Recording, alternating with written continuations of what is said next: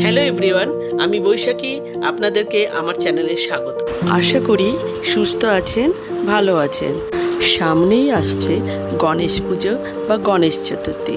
আর গণেশ ঠাকুরকে ভোগ হিসেবে নিবেদন করার জন্য আজকে আমি শেয়ার করলাম মোদক রেসিপিটা। বন্ধুরা, আপনারা নিজেরাই এইভাবে মোদক বানিয়ে গণেশ ঠাকুরের কাছে ভোগ হিসেবে নিবেদন করতে পারেন। এটা কয়েকটি মাত্র উপকরণ দিয়ে খুব সহজেই চটজলদি বানিয়ে নিতে পারেন। এই মোদক বানানোর জন্য আমি এখানে নিয়ে নিয়েছি সুজি, আর লাগবে পরিমাণ মতো চিনি, আর লাগবে ঘি, আর লাগবে কিছুটা ড্রাই ফ্রুট, আর নিয়ে নিয়েছি একটা বড় বাটিতে দুধ। আমি এখানে জাল দেওয়া দুধ ব্যবহার করেছি, এখানে কাঁচা দুধ ব্যবহার করবেন না। গ্যাসে একটা কড়াই বসিয়ে দিয়ে ঘি দিয়ে দিলাম।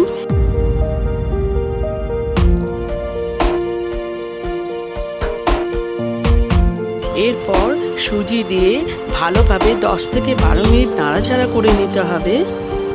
ভিডিওটা ভালো লাগলে একটা লাইক করে দেবেন আর চ্যানেলটাকে সাবস্ক্রাইব করার জন্য অনুরোধ রইল। এরপর সুজিটা আমার ভাজা হয়ে গেছে। এরপর দুধ দিয়ে দিলাম। প্রথমে কিছুটা পরিমাণ দুধ দিয়ে দিলাম,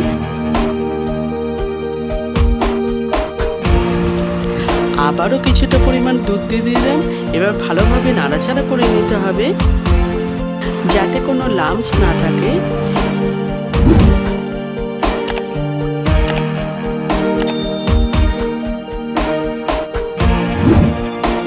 এরপর চিনি দিয়ে দিলাম, আবারও ভালোভাবে নাড়াচাড়া করে যেতে হবে।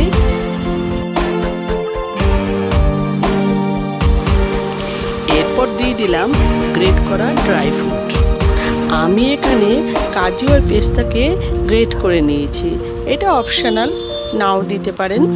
এরপর নাড়াচাড়া করে যেতে হবে।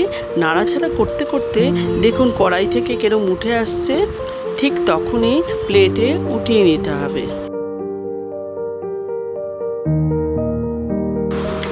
এরপর এটা ঠান্ডা হলে মোদকগুলো বানিয়ে নিতে হবে। বন্ধুরা দেখুন, ঠিক এইভাবে মোল্ড ছাড়াও আমি মোদক বানানোর দেখাচ্ছি।